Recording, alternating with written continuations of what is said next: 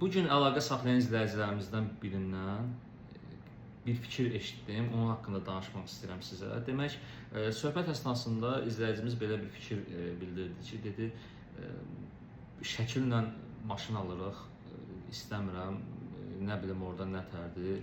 Yəni şəklə baxıb maşın mı alarlar? Yəni bu kimi fikirlər bildirdi. Onun haqqında aydınlıq gətirmək istəyirəm ki, yoldaşlar, bizim Enqrazın yəni ofislərindən biri Bakıdadır, bildiyiniz kimi. Yəni mən özüm Bakıdayam və bizim əməkdaşlar var Karyada və Karyada da ofisimiz var, rəsmi qaydada fəaliyyət göstəririk və sizin seçdiyiniz istənilən bir avtomobildə yoxlanış zamanı sizin öz həmyerliniz, yəni bizim həmyerlilərimiz gedir avtomobillərə baxırlar və bu insanlarda illərdir ki, bu sektorda olan insanlardır və avtomobildən çox da yaxşı anlayışları var. Yəni düşünməyin ki, elə belə gedir, baxır, hə, əziyi, vuruğu yoxdur və salam. Yox, onlar gedib avtomobilə baxanda artıq avtomobilin səslənməsi haqqında bir fikir formalaşır onlarda və ətraflı olaraq da məlumat verirlər bizə. İkinci bir növbədə Koreyada belə bir qayda qanunlar var ki, belə bir qaydalar var ki, istənilən bir vətəndaş, istənilən bir avtomobili idarə edəndə onların texniki baxışları olur və bu texniki baxışların hər biri qeydiyyata alınır. Biz o qeydiyyatlara da diqqət edirik. Yəni o suallar olur, məsələn, motor korobka necədir, yaxud da ki, necə sürülür, nə formadadır, probek orijinaldırmı? Yəni bunların hamısına diqqət edilir. Bundan narahat olmağa ehtiyac yoxdur.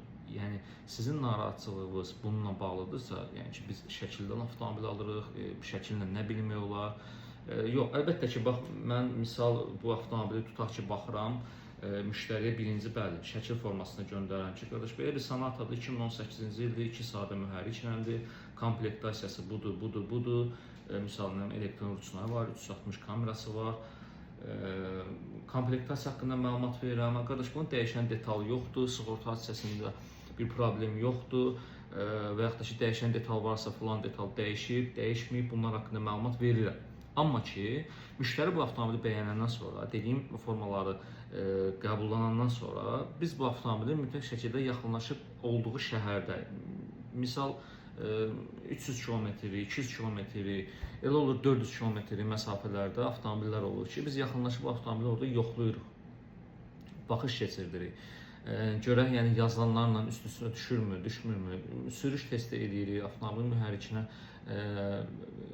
diqqət edirik ki, nəyi var, nəyi yox. Ondan sonra müştəri ətraflı olaraq məlumat verir ki, bir çox hallarda başıma gəlib. Məsələn, sığorta hadisəsinə baxmışam, 0-0, heç bir problem yoxdur, sığorta tərtəmiz. Amma getmişəm maşına baxmışam ki, maşın boydan boya kraskalanıb, lotka kraskadır. Yəni bu kimi hallar baş verə bilir və biz bunları olmaması üçün, yəni bu problemləri müştəri gəlib burada görməməsi üçün ki, məsəl üçün aldım bu formada, gəldi bu formada, biz gedib ona ətraflı olaraq mütləq şəkildə baxış keçirdirik və nə defekt görmüşüksə də onu müştəriyə bildirmək bizim borcumuz olur və ona görə də kuz cəhətdən, misal, bir çox suallar da olur ki, garantiya verirsinizmi? Əlbəttə ki, yoxladığımız avtomobilə garantiya veririk.